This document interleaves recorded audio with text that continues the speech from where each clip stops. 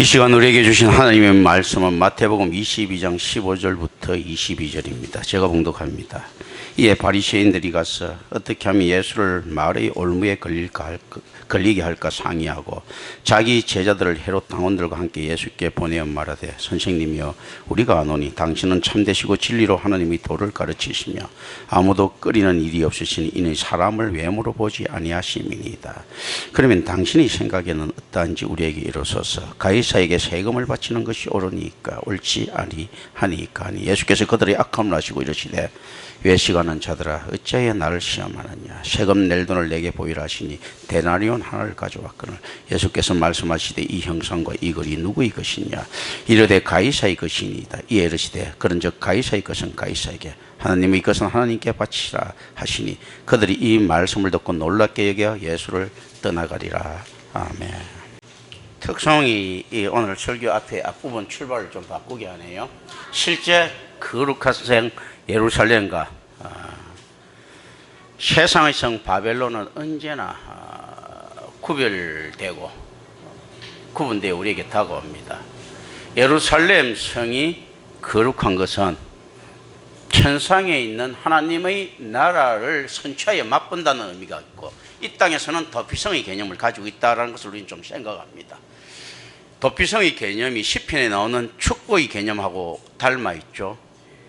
허물의 사함을 받고 그 죄의 가리움을 받는 자는 복이 있다라고 했죠. 그죠? 그러니까 실제로 어떤가 하면 예루살렘이 가져야 되는 의미들은 어떻는가 하면, 세속으로부터 벗어나서 그 거룩함과 경건함을 유지하는 데 있어야 되는데, 예수님께서 지금 예루살렘 들어가 계신 거예요. 방금 이 찬양 있지 않습니까? 예루살렘, 예루살렘. 그 거룩한 성이라는 것은 내가 거룩하니 너희도 거룩하라는 하나님 말에 순종하는 그 성 이야기하고 있는 거거든요, 실제로. 그런데 이 들어가고 있는데 과연 거룩한가 했을 때 이 땅에서의 현실은 그렇지 않다.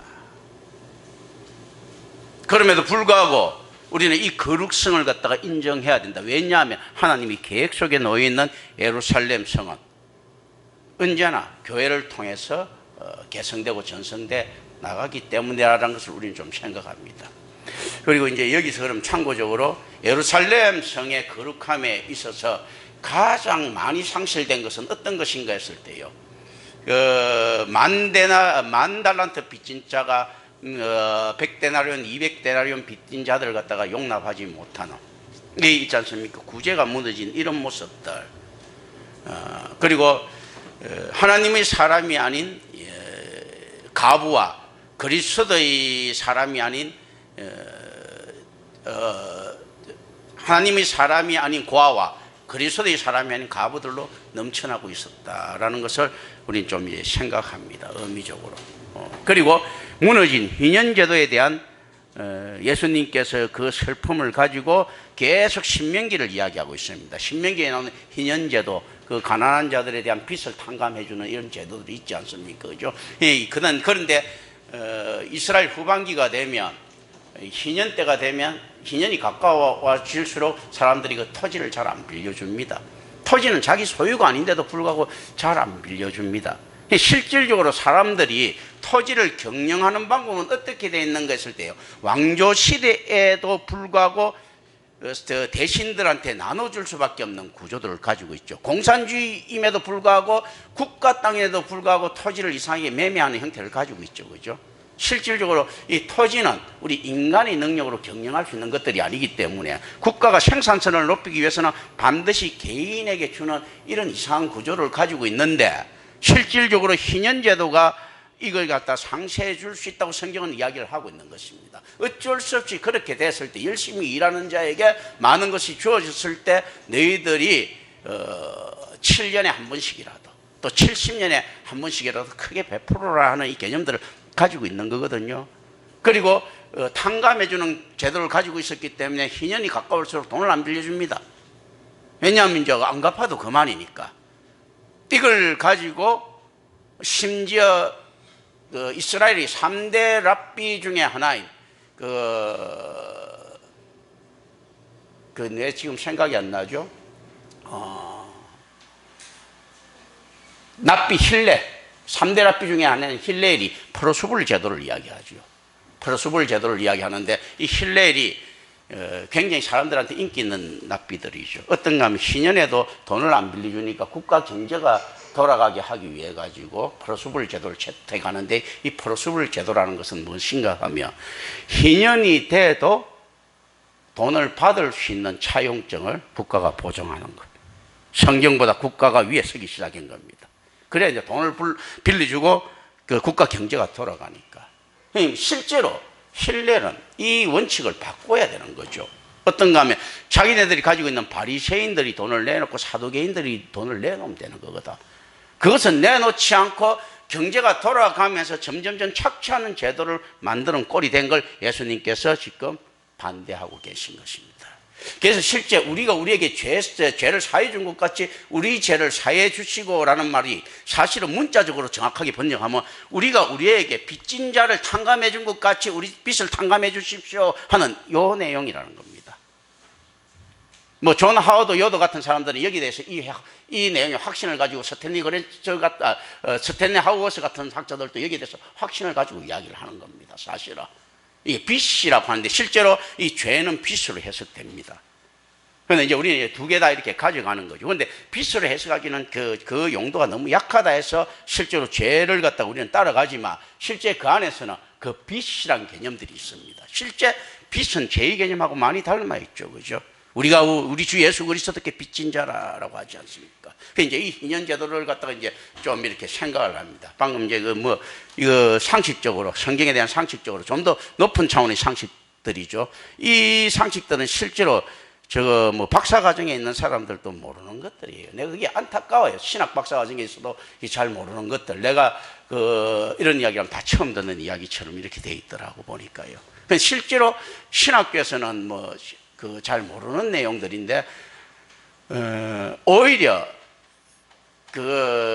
좀 아웃사이더 교단에서 공부하는 이런 친구들이 많이 이런 걸 발견해냅니다. 하워드 요더 같이 있지 않습니까? 이 재침내 이런 곳에서 좀 더 경건을 추구하는 쪽에서는 이런 학설들을 찾아냅니다. 사실은 이렇거든요. 그런데 이걸 전문 용어로 이야기하면 뭔가 하면 그들은 찾아내는데 우리는 못 찾아내고 있다. 이건 뭐냐면 무식하다는 겁니다. 이 무식이 정통이 아니거든. 이걸 알면서 이렇게 가야 됩니다. 그래서 이 프로수불 제도가 무너지는 순간 거룩과 경건은 이 땅에서 사라집니다. 프로수불 제도가 존재하는 한은 이 희년의 개념이 오늘날 많은 기독교인들도 이 프로수불 제도에 의해서 움직이고 있지 않습니까? 랍비 힐렐이 했던 그 악한 제도를 가지고 어떻습니까? 오늘날 우리 교인들도 서로 그렇게 교제하고 있더라라는 거죠. 그래서 초대교회에서는 나눔의 공동체를 갖다가 성경과 나눔의 공동체를 실천했던 이유가 프로수불 제도에 대한 반발이 들어가 있다. 이걸 알아야 됩니다. 그런데 오늘날 우리는 프로수불 제도에 대해서 전혀 가감없이 너무 합리적인 제도다라고 받아들이고 있죠. 그리고 신앙생활을 하고 있습니다. 이 공동체는 천국을 선취하여 맛보는 공동체로서의 미래는 없습니다. 그렇게 되면 세상에 다소 어리석어 보이게 살아갈 수 있는 것들이 기독교인이 돼야 되는데 참 얕게들 살아가려고 하고 있죠. 이건 오늘 특성이 불러낸 이제 보너스 효과들이네, 그죠? 오늘 이제 본문 16절 봅니다. 바리새인의 제자들 마테타스는 신약신경에서 여기서만 언급됩니다. 이 대리자들은 분명히 바리새인 지도자들의 목적을 이루기 위해 보내진 자들입니다. 그리고 복음 전승에서 마가복음 3장 6절에서만 다시 바리새인들과 함께 예수님을 죽일 음모를 꾀하는 헤롯 당원들은 헤롯의 가문을 꾀하는 헤롯 당원들, 이 헤롯 당원들은 어떤 자들인가 했을 때 헤롯의 가문을 지지하고 팔레스타인의 현상 유지와 평화 유지로 기득권을 얻은 왕당파들입니다. 자, 이제 여기서 이렇게 생각합니다. 바리새인들이 가지고 있는 허세와 사두개인이 가지고 있는 실질적인 있지 않습니까? 실용적인 모습을 우리는 여기서 그 특성을 만나볼 수 있습니다. 바리새인들은 체질적으로 이 헤롯 당파들하고는 안 어울리고 반대하는 자들이에요. 오히려 사두개인들은 이들하고 같이 야합하는 자들이죠. 그래서 어떤 하면 체명상 선생들은 못 가고 제자들을 보내는 모습 분명히 가지고 있습니다. 그리고 예수와 논쟁을 하는 데 있어서 선생까지 가는 것이 아니고 제자면 충분하다라고 하는 이 허세들이 좀 있을 수 있고요. 그는 그야 반면에 다음번에 설교에 나올 이 사두개인들이 또 이제 예수님 앞에 나타날 것인데요. 이 사두개인들은 실제 사두개인들이 나타납니다. 실용적이죠. 내 눈으로 직접 확인해야 되겠다. 내가 직접 해봐야 되겠다. 내가 안 되면 내가 안 되는 것 같다가 제자들 맡겨놓고 내가 하는 것보다 내가 직접 해보고 안 되면 그렇게 하겠다. 뭐 이런 개념이 있고, 또 사두개인은 제자의 개념들이 없죠. 사두개인은 바리새인은 어느 정도 수련을 거쳐서 올라갈 수 있는 경지라면 사두개인은 태어나면서부터 사두개인이죠. 귀족 개념이니까. 그렇지 않습니까? 잘 만난 이런 개념들을 가지고 우리는 좀 이렇게 접근을 합니다. 그리고 폭풍전야와 같은 이런 곳에서 예수님의 목숨을 두고 이들은 흥정을 불리고 있는 모습들을 우리는 발견할 수 있어야 됩니다. 그리고 예수님께 살 길을 열어주는 모습들을 어떻게 적용하느냐 했을 때요, 생사 여탈권을 누가 갖겠는가 할 때 바리새인이 그 헤게모니를 갖겠는가, 사두개인이 그 헤게모니를 갖겠는가라고 하는 것이 또 성경의 이야기입니다. 생사 여탈권은 원래 누구의 것입니까? 하나님의 것인데 뭡니까? 이들 올무에 걸린다고 하는 것은 무슨 이야기입니까? 인생의 전반에 있어서 예수라는 인간의 인생을 내가 좌우하겠다라는 거죠. 올무에 걸어갖고 니를 살리든지 죽이든지 살아도 내 말을 잘 들으면 살게 할 것이다 라고 하는 것. 오늘날 정치적인 논리에도 많이 사용되고 있는 부분들입니다. 그런 의미에서 우리가 많은 부분들 예를 들어서 뭐 보수가 있고 진보가 있다면 진보적인 많은 부분 의심받고 있는 부분들이 이런 것들이죠. 옛날 김일성이나 김정일이나 지금 김정은이가 약점을 지고 있기 때문에 꼼짝 못하는 것 아니냐 하는 의심을 받고 있죠. 그건 옛날 김대중 대통령부터 시작해서 지금 노무현 대통령까지 쭉 받아오는 의심들입니다. 그런 것들이거든요. 그리고 보수들은 어떤 의심을 받습니까? 결국 잘 나가는 놈들끼리 서로 카르텔을 형성된 것 아니냐 하는 이런 의심을 쭉 받아오고 있습니다. 그리고 이게 전 세계적인 정치이기도 합니다. 예로부터 지금까지. 그리고 실제 어떤 혁명제 왕당파들은 나타났을 때 우리는 어떤 걸 생각해야 되는가 하면요, 지금 왕당파가 옛날 대헤롯 시대 때보다는 힘이 많이 약하다는 것을 알아야 됩니다. 대헤롯 때는 헤롯이 어떤 만행을 저지러도 그 당시에 로마의 가장 위대한 황제 중에 하나였던 옥타비아누스까지도, 그러니까 아우구스투스죠. 아우구스투스까지도 헤롯이 자기 자식들 죽이고 자기 와이프 죽이는 데 대해서 끌끌끌 웃고 치웁니다. 어떻게 하는 겁니까? 헤롯이 자식이나 마누라 되는 것보다 개돼지가 낫겠구만 하고 맙니다. 그리고 옥타비아누스와 전쟁을 벌였던 안토니우스도 이렇게 이야기합니다. 클레오파트라가 안토니우스한테 내가 클레오파트라한테 안토니우스가 이야기합니다. 내가 로마의 황제가 되면 네가 원하는 것을 다 주겠다. 나라의 반이라도 주겠다. 이야기를 해라 하니까 이스라엘을 주십시오 라고 이야기하니까 그 이야기는 헤롯은 내 친구다. 그래서 이스라엘만 안 된다라고 이야기할 정도로 수완이 좋았던 친구예요. 그리고 로마 정부에 굉장히 공이 많았던 친구입니다. 그런데 그 아들들은 대헤롯보다 현저히 기능들이 떨어집니다. 그래서 실제로 분봉왕의 역할들을 감당하고 있고 결국 나중에 이지들마저도 다 뺏기게 됩니다. 그리고 빌라도의 총독의 권한이 훨씬 센 이 상황에 놓여 있는데 이들은 빌라도의 총독에 대한 권한을 갖다 자기네들이 다시 자기 아비처럼 획득하고 싶어 합니다. 그 세 아들들이. 그러나 다 역사는 이야기하죠. 다 실패했다고. 그런데 실제 이렇게 세력이 약한 틈에 타가지고 예수가 나타났단 말이죠. 그리고 에스네파들이라든지 열심당원들하고 힘을 합해서 혁명을 일으켰을 때 이 혁명이 로마를 겨냥한 것이 아니고 이스라엘 자체 혁명을 겨냥한 것이라면 어떤 면에서 보면요, 로마로서도 나쁠 게 없다. 처음에는 헤롯 땅을 지지하고 로마가 보겠지만 어느 정도 방관하고 있을 것이다. 로마 군사들이 죽어가지 않는 한은 방관하고 있을 것이다, 로마는. 그리고 바뀐 체제에 대해서 예수를 언제든지 밀 수 있지 않겠습니까? 그러면 통치하기가 훨씬 더 쉬워지나요? 대헤롯처럼 통치하면 통치하기가 쉬웠거든. 그런데 로마 총독도 보내야 되고 군대도 주전시켜야 되고 이런 막 번거로움이 있단 말이죠. 그리고 왕도 세미나 관리해야 되고. 그런데 정말로 제대로 된 놈이 있어가지고 자기하고 잘 맞춰갖고 대로처럼 아부도 잘하고 갖다 바치기도 잘하면서 국가를 변형시킬 수 있다면 이거 얼마나 로마에서는 일석이조인가, 이런 생각 우리가 할 수가 있다는 거죠. 그래서 실제 왕당파들은 여기에 대해서 불안할 수 있죠. 거기다가 헤롯 일가는 이두메 출신입니다. 아웃사이더들이죠. 그러니까 이두메 출신들보다도 정통 유대인에 대한 두려움이 살짝 있을 수가 있다는 걸 우리는 생각해야 됩니다. 그래서 실제 바리새인이 나타났을 때 하고 왕당파가 나타났을 때 있지 않습니까? 혁명에 대한 두려움은 가지고 있을지 몰라도 내용은 좀 다를 수가 있다.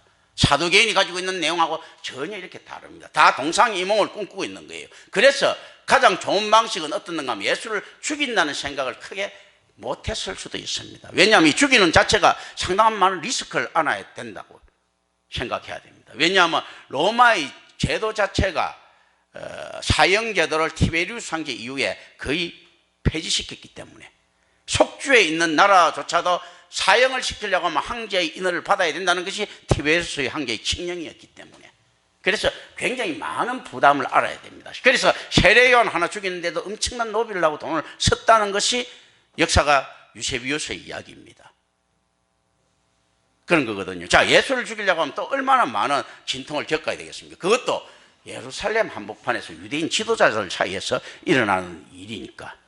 이제 이런 거 반역죄 아니면 성립될 수가 없는데 예수를 반역죄로 몰기에는 애매하고, 또 실제로 반역을 한다 하고 하면 반역자를 갖다가 유대의 종교 지도자들이 나서서 죽이기도 부담이 됩니다. 왜냐하면 유대인들은 언제나 로마에 대한 독립을 꿈꿔왔을 것 아닙니까? 그래서 실제 반역자를 헤롯이 죽였다는 것은 조금 이해가 돼도 그때도 폭풍전야의 들썩거림이 있었습니다. 그래서 헤롯 안티파스 때 세례요한을 죽여놓고 난 다음에 엄청난 군대들을 막 정강시켰어요. 역사적으로 보면. 그리고 그 살벌한 분위기 속에서 예수님하고 도망오는 형태를 가지고 있고 오병이어가 일어나는 겁니다. 예수님을 따라 나온 5천 명들이, 그 예수님을 갖다가 포섭하기 위한 5천 명들이, 그리고 어떻게 이야기하는가 하면, 야, 저거 안티파스 한번 붙자. 왜냐하면 세례요한이 없어졌으니까 정신적 지주가 사라졌으니까 차선책으로 예수를 택하는 거죠.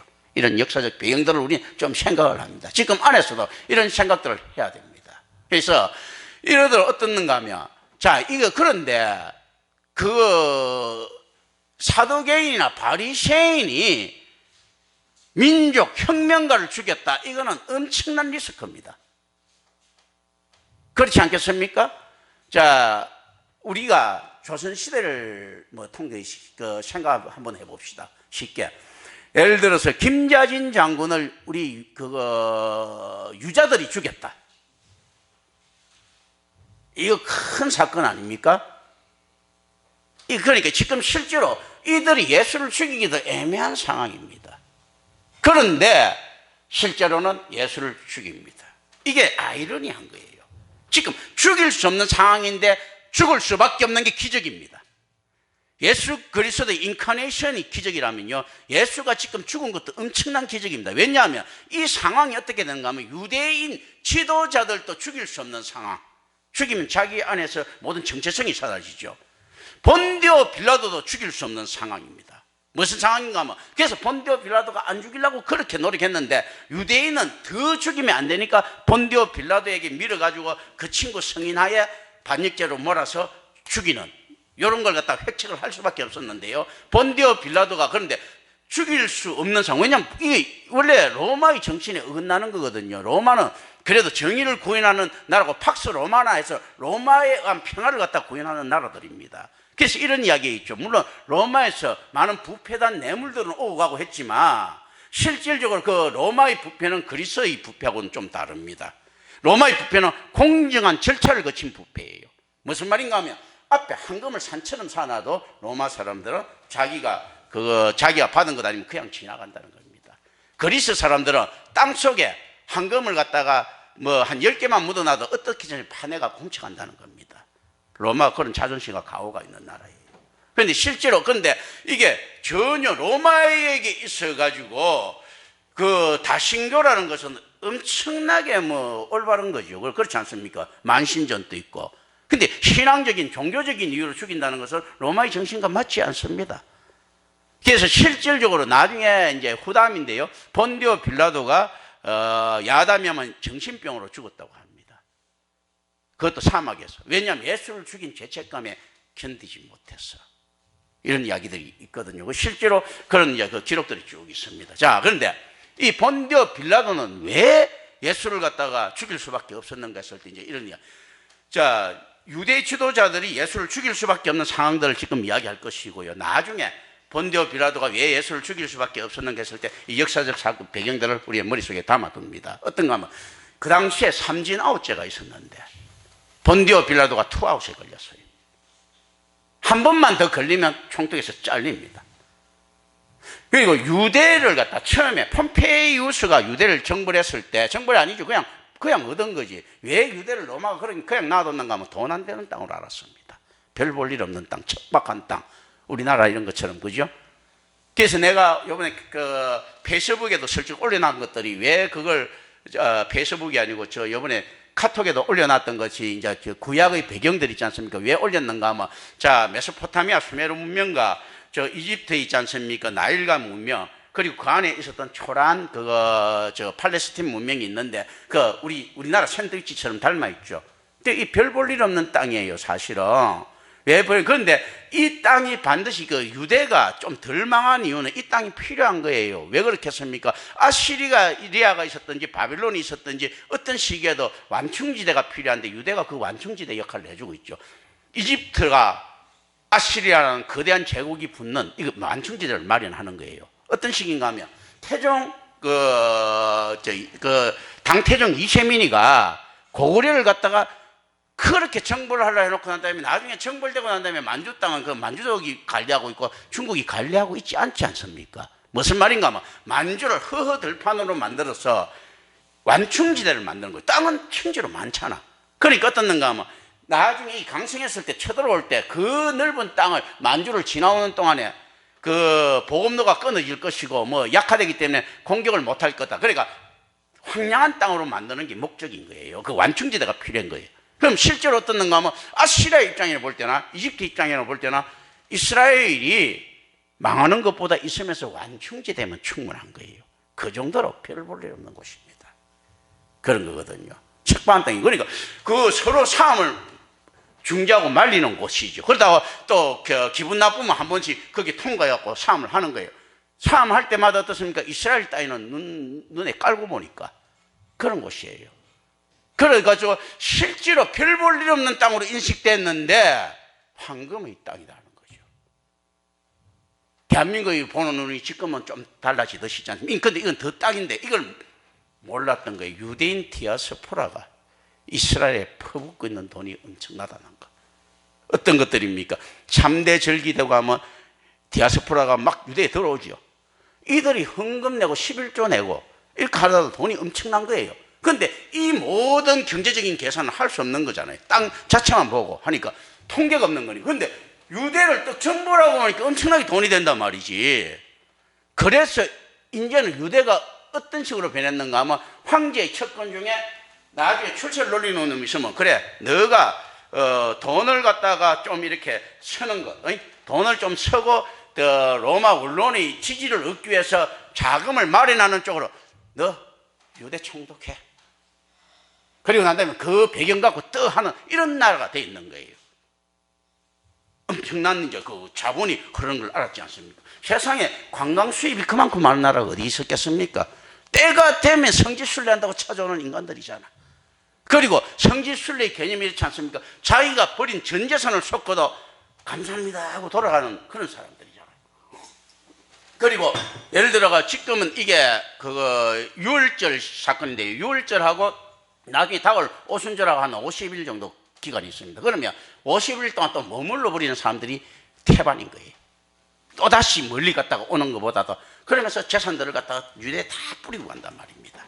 그래서 마가의 다락방으로 추정되는 120명이 기도드리다가 있지 않습니까? 성령을 받은 오순절날 성령 받은 그거는 어떻습니까? 그거 여관이잖아요. 여관. 수백 명이 들어갈 수 있는 큰 여관들, 이스라엘 그거 있지 않습니까? 그 마가의 다락방이 얼마나 좋은 여관인가 하면요, 안식일에 걸렸을 때도 안식일 날 걸어갈 수 있는 허용거리 안에 있는 여관이에요.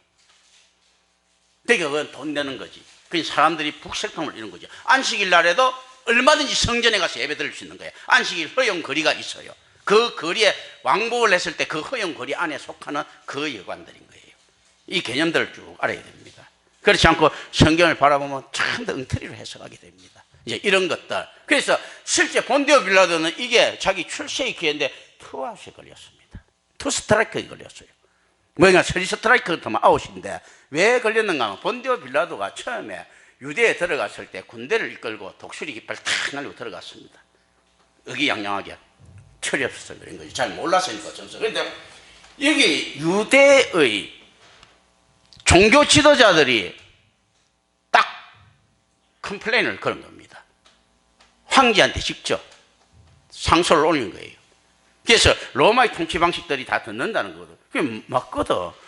아니, 우리 겁주려고 하는 겁니까? 이건 뭡니까? 그러면 우리는 오히려 그 당시에 하스모니안 왕가에서 오히려 로마의 중재를 요청하러 간다 했는데 지금 정복자로 들어온 겁니까? 하니까 황제가 딱 보면 그렇거든.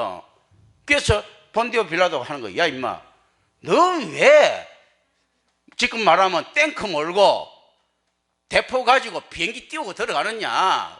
그 독수리 깃발. 그 전혀 군사력도 없는데 지금 그 이야기 하는 겁니다. 너희면 이거 뭐 지금 네 가오 잡으려고 하는 거야?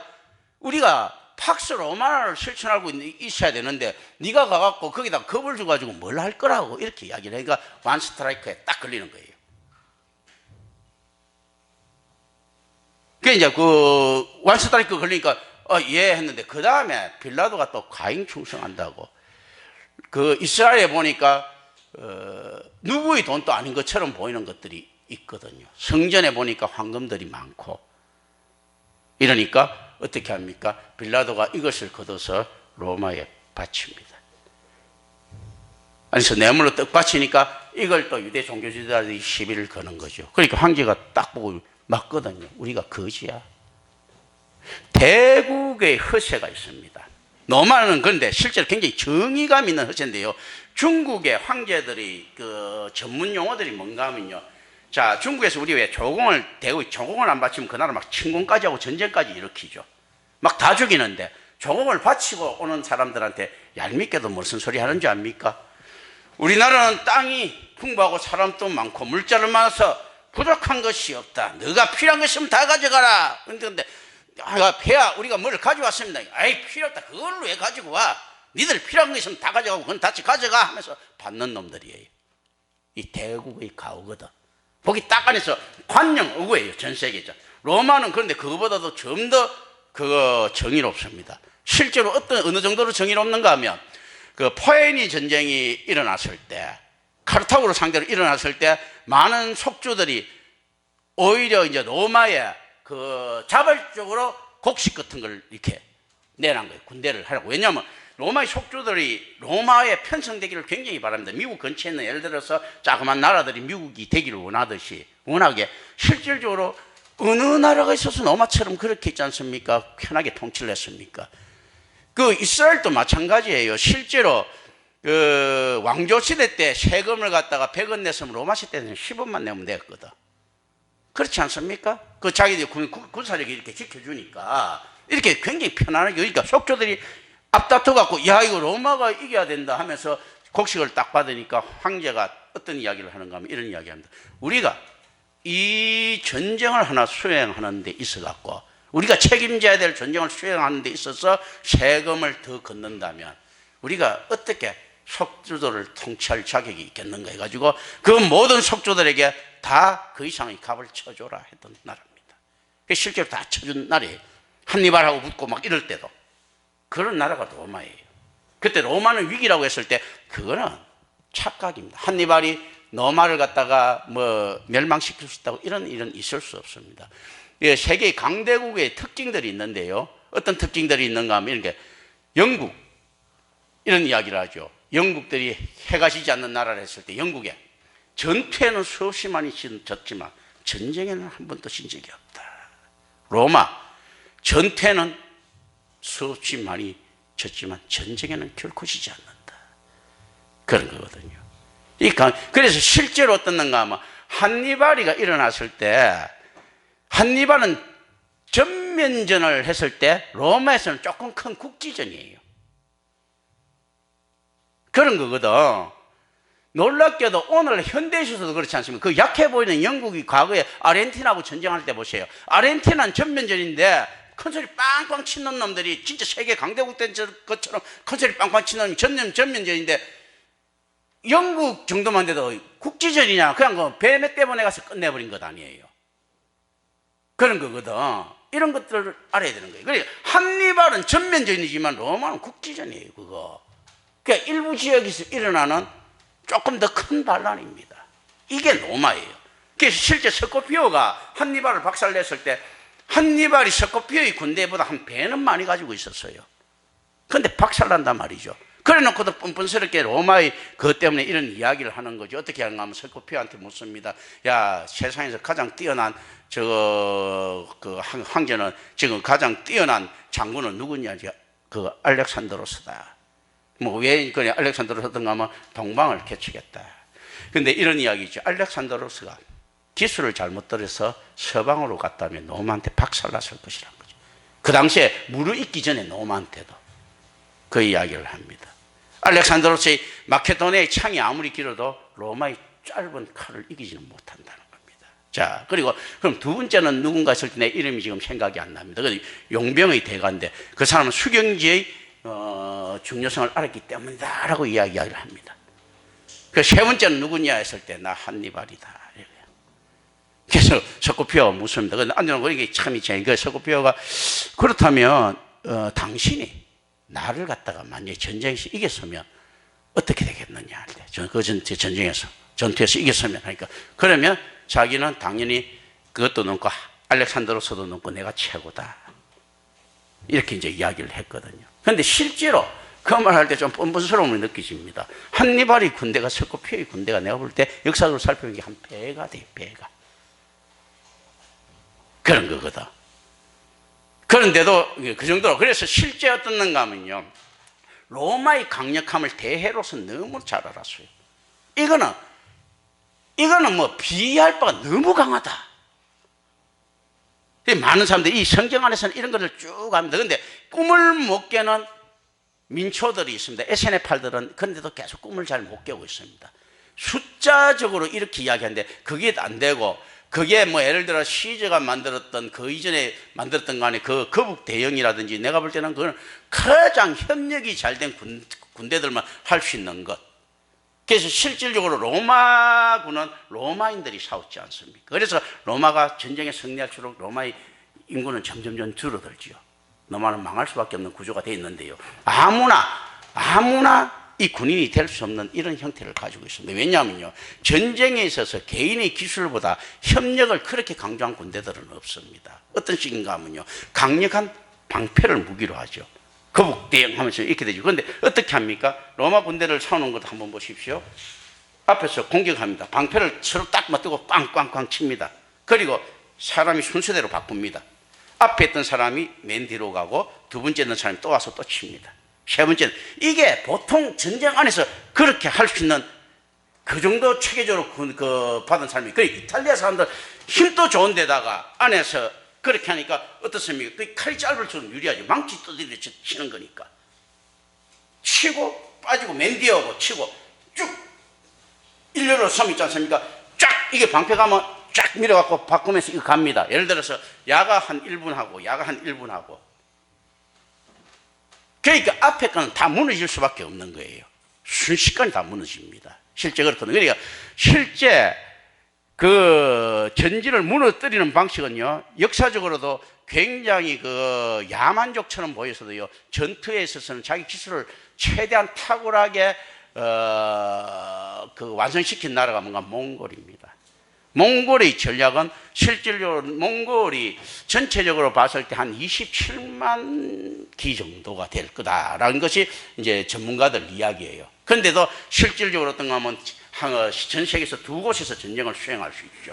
로마가 두 곳에서 전쟁을 수행하니까 전 세계에서 두 곳에서 전쟁을 수행할 수 있는 나라는 로마뿐이다라고 이야기하죠. 몽골도 두 곳에서 전쟁을 수행합니다. 그런데 어떤 식인가 하면요, 말을 두세 마리를 타고 갑니다.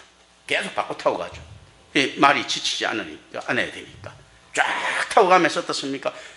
적진이 이렇게 있으면 그냥 중간을 뚫어버립니다. 말배에 붙은지 뭐 어떻게 해가지고 뚫어버리고 난 다음에 옆으로 처음부터 쭉 몰고 다시 딱 돌아서가 또다시 뚫어버립니다. 일자전술들이죠. 그리고 적들이 도망가면 그냥 놔둡니다. 다른 곳에 이동하고. 그리고 이들은 어떻습니까? 가족들을 데리고 전부 다 양치면서 이렇게 따라옵니다. 가족들은 전부 다 그 전쟁터에. 그리고 전쟁이 끝나고 나면, 전투가 끝나고 나면 그 집에 가서 이제 그 바오에 가서 먹고 이렇게. 또 전쟁터에 촌살같이 다니고 말 3마리씩 끌고 막 이렇게 배에 타고 하면서 또 중간에 떨어버려요. 실질적으로 지상군들이 하는 그 로마의 방식이나 몽골의 방식이 제가 볼 때는 굉장히 닮아 있는 겁니다. 계속 그 노마도 일직선으로 이렇게. 그리고 위에 방패를 덮고 뒤에는. 그러니까 화살이 와도 소용이 없고 앞에서 뚫는 거예요. 가장 이탈리아 사람들의 힘을 가장 잘 사용한 거죠. 실제로 그런 거거든요. 그래서 로마는 이런 이야기를 하죠. 우리는 중국보다 칼이 짧고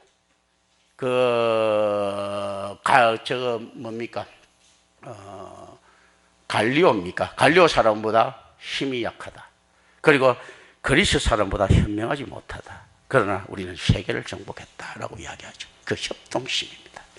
이 커뮤니티를 가지고 있는 이런 것들이 굉장히, 실제로 여기서 내가 이 이야기를 하는 이유들은 무엇인가 하면, 이건 이제 이 안에 배경으로도 알아야 됩니다. 전 세계 배경, 그리스도교는요, 이게 고대 건농뿐만 아니고 전체 배경을 알아야 돼요. 성경을 알기 위해서. 또 거기 더해서 어떻는가 하면요, 그리스도교가 세상을 이길 수 있는 유일한 힘은 뭐냐면 예수 그리스도의 보혈이라고 하는데요, 이 보혈이란 자체가 공동체적입니다. 실제 공동체 정신이 사라지는 순간에 그리스도는 온 세상 사람들이 조롱거리가 되어버렸습니다. 그래서 교회가 없는 겁니다. 지금 교회가 어디 있어요?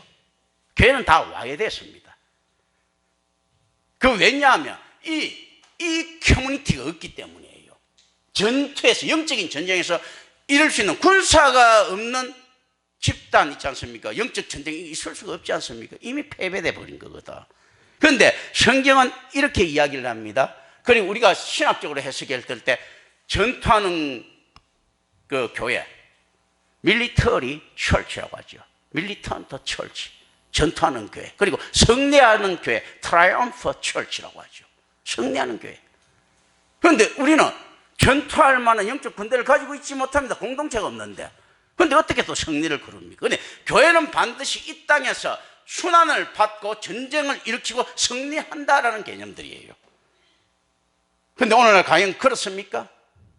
자, 그리고 그 안에 승리는 어떻는가 하면 어떤 식으로든지 간에 병사들의 희생이 따르는데, 그 안에 따르는 그 선봉장에서는 누가 서 있는가 하면 우리 주 예수 그리스도께서 있는데, 지금 예수는 자기 죽음을 담보로 해가지고 그걸 가지고 세상에서는 흥정을 하러 오더라는 거죠. 이때 예수님께서는 일관성을 보여주고 계십니다. 제자들한테, 야, 니들 거지 제자도 실천해, 그 죽기를 두려워하지 마라, 뭐 어쩌고 했는데, 그게 다 이념적인 줄 알았는데 실제 예수님께서는 딱 실천합니다. 이들이 지금 딜을 하러 온 거예요. 너 바리새파에 붙어서 살래? 왕당파는 별 관심이 없었을 거예요. 이놈이 반란장관인가? 왜냐하면 자기네들이 세력이 너무 약해졌기 때문에 예수가 혁명자 같았으면 이 왕당파는 이거 골치 아프거든요. 그렇다면 이 왕당파는 아마 예수하고 붙으려고 생각 안 하고 로마에 돈을 좀 더 갖다 바치려고 했을 겁니다. 이제 이건 다 가설적이에요. 가설적 구상들입니다. 하이파서시스예요. 다 가설적 구상들입니다. 우리가 논리학이라고 했을 때요, 이 논리학은 어떤 거면 현상학에 기초한 가설적 구상들이에요. 그래서 변정법이라고 했을 때, 변정법이라는 것 있지 않습니까? 결국 논리학이라든지 현상학이라든지 어떤 건가 하면 자기 변정에 이른다는 거예요. 그 안에서, 왜냐하면 자기 설득에 해야 되니까 자기 변정에 이르기 때문에 이걸 가지고 뭔가 한가 하면 메타크리틱이라고 합니다. 메타 비판학이다. 메타크리틱이다. 논리학이라는 것 자체가 그렇다면 자기 비판에 이르는 거예요. 왜냐하면 논리학 자체가 이미 가설적 구상들이니까. 그래서 그걸 갖다 제일 처음 시도했던 뭐 그전에도 계속했지만 그 시도했던 사람을 오히려 그리스로 돌아갔었던 건 제논을 봅니다. 제논. 변정학. 그게 뭔가 하면 그래서 그걸 잘 구현했던 사람이 소크라테스의 대화법. 그리고 저거 뭡니까? 아리스토텔레스의 그거 문답법들. 이런 것들 있지 않습니까? 이런 이야기를 하는 거예요. 실제로. 그걸 갖다 아주 잘했던 사람. 왜냐하면 처음에 변정법이라는 이게 거의 구술법이거든요. 실제 그런 것들이에요. 그러니까 실제로 어떻는가 하면 우리말로 하면요. 논리학이라고 하는 것들이 이빨 까고 앉아있는 이거예요. 그럴듯한 걸 가지고 이빨 까는 거. 그런데 이걸 뭐라고 이야기하는가 하면 문법의 최고로 봅니다. 문법의 극치로 봅니다. 실제 그렇거든요. 이제 이런 걸 가지고 우리는 쭉 이렇게 생각을 해야 됩니다. 그런데 자, 이들 왕당파들은 만약에 예수가 이게 어떤 걸 하기를 원했겠습니까? 가이사의 것을 옹호하지 않았을 때 오히려 이제 우리 의미적입니다. 이 안에 그 문자는 그대로 가져가면서 안심했을 것이다. 왜냐하면 그렇다면 로마하고 한번 붙으면 자기 걱정할 것 없거든요. 박살날 것 뻔하고. 그런데 예수가 그 동안 가이사의 것입니다 하면 골치 아픈 거예요. 로마의 체제를 인정하면서 야 이거 헤롯을 뒤집을라 하나 이렇게 생각했을 것 아닙니까? 이 안에 이 역설이 들어가 있는 겁니다. 바리새인들은 어떤 것을 택하든지 간에 골치 아픕니다. 이들은 어떻는가 하면 그런데 로마 황제에게 반대되면 무조건 예수를 도와줘야 되는 거예요. 왜냐하면 이 사람들은 민중들이 지지를 얻고 있는 사람들이다. 오늘도 뭐 결국 이제 이게 그걸 그 안에서 배경 비슷한 걸로 이렇게 끝나게 되네요. 자, 민중들이 지지를 얻기 때문에 로마에 대항하려고 하는데 안 도와주면 바리새 정신에 어긋나는 거거든요. 그런데 로마에 대항 안 하려고 해도 이거는 사실 좀 골치가 아픈 거예요. 왜 이렇게 골치 아픈가 할 때는 자, 로마에 대항 안 했을 때 이 예수를 도우려고 한다면 어떻게 됩니까? 사실 자기네들이 예수를 저지하려고 하면 왕당파 쪽에 또 서야 된단 말이죠. 그리고 사두개파에 서야 된단 말이죠. 머리가 아픕니다.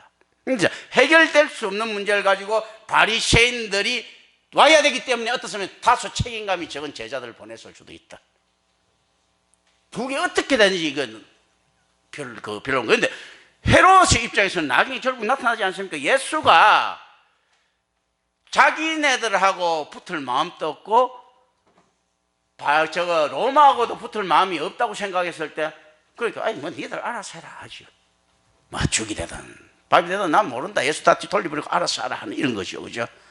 그런데 이게 바리새인 입장에서는 좀 덜 적극적일 수밖에 없습니다. 어떻게 하면 욕을 안 얻어먹을 수 있는가? 그런데 사두개인들은 분명한 명분이 생깁니다. 무슨 말인가 하면요, 자기 밥그릇을 건드렸던 명분이 생기면서 어떤 식입니까? 이 예수가 가면 이게 희바리가 없거든. 군사적 힘도 가지고 있지 않거든요. 스스로 포기하거든요. 그러니까 약한 부분을 집중적으로 물어 뜯는 게 이제 나중에 이야기들입니다. 그리고 이게 실제로 예수님이 걸어가야 될 길입니다. 어떤가 하면요, 살고자 하면 죽거든요. 죽고자 해 사는데 예수 그리스도의 사역이 어떻는가 하면 예루살렘에서 반드시 죽어야 되기 때문에 제자들한테는 의외로 다가올 수 있습니다. 헤롯 안티파스 지역에서 그렇게 비겁해 보였던 예수가 여기서는 진짜 죽으려 하거든. 죽을 때를 알아야 된다는 거죠. 우리 사역도 마찬가지입니다. 비겁할 수 있으면 비겁해도 됩니다. 바울처럼. 그런데 당당할 때 당당해야 됩니다. 그게 무슨 말인가 하면, 자, 예수 그리스도, 우리한테 무슨 자존심이 있습니까? 그리스도의 사역을 위해서는 남들이 뱉어낸 침도 빨아먹고 가랑이 새도 키워갈 수 있어야 되는데, 예수 그리스도의 복음을 전하기 위해서는 임팩트의 그 순간에는요, 목에 칼이 들어왔을 때 있지 않습니까? 당당하게 웃으면서 아무것도 아닌 것처럼 행동할 수 있어야 된다는 것이 실제로 여기서 또 던져주고 있는 우리들에게 던져주고 있는 메시지입니다. 오늘도 뭐 전혀 16개월 나가지도 못했는데요. 여기까지 하고 다음 주 16절 다시 합니다. 기도합니다. 은혜로우신 아버지 하나님 감사합니다. 우리 주 예수 그리스도 이름으로 기도드립니다. 아멘.